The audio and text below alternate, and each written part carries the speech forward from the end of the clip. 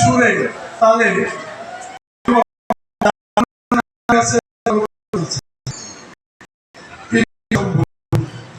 এখন ওইখানে আরো ছিল পাগলের শিশু ছিল। এই যে রামপদ সরকার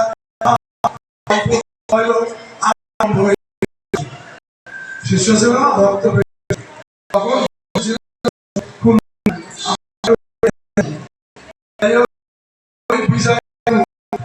রাস পাইছে বলে দাদু নাতি মন্দিরে ঢুকলো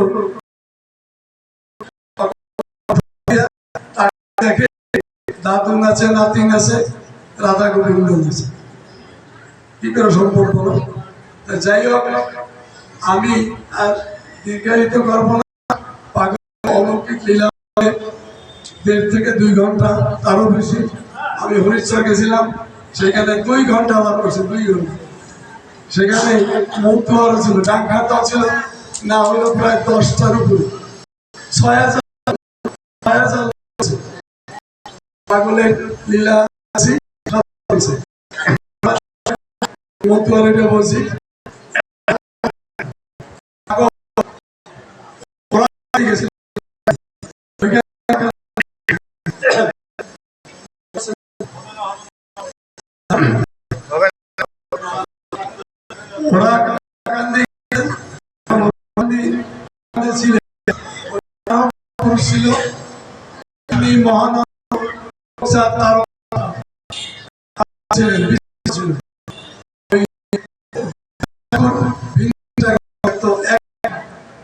আর কেউ থাকতেন না।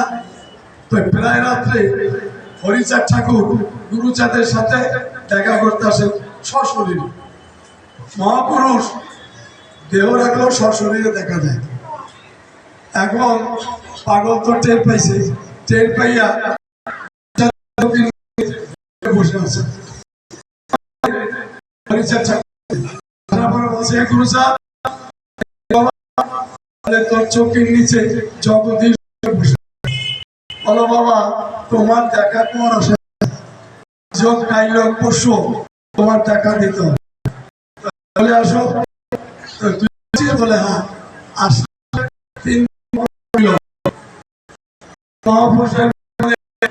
2 দিন বাদে পাগল চলে আসবেন তার ধামে। এখন গুরু টের পাইছে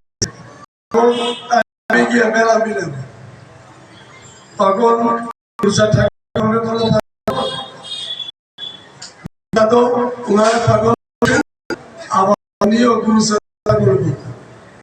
পাগল তুমি এইখানে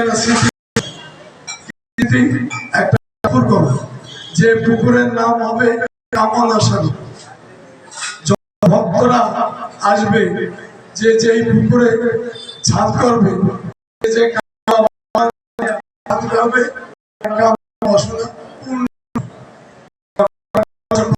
তুমি বলছো বলে হ্যাঁ।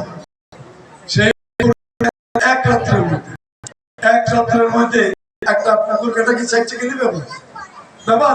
এক রাত্রের মধ্যে বিশাল পুকুর, যে ওরা কান্দি যদি থাকে সে দেখছে। পাগল পাহন ছিল পাগলের বাহন ভূতে কাটছে। কাটার পর পাগল চলে আসলে পাগলের দামে মেলা তাকে প্রমাণ দিয়ে গেছে। পাগল সে তার একা ঘরে থাকতেন।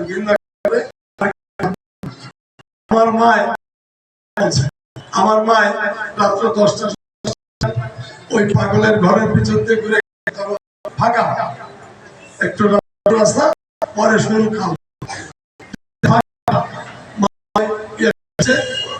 দিন সকালে উঠে থাকে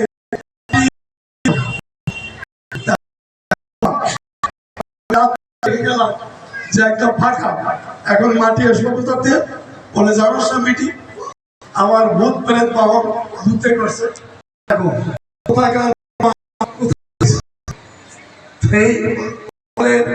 অলৌকিক লীলা আছে। বাড়াবো না। হ্যাঁ, তাই সেখানে একমাত্র করি, তারপরে লাভ নাই। যাই হোক, দেহ রাখলে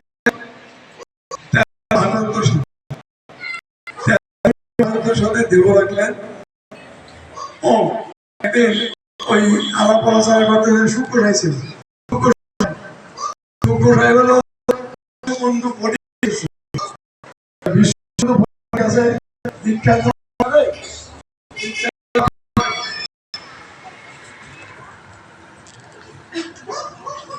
ওই বিশ্ববন্ধু বণিক বললেন, এসু তোর আমার কাছে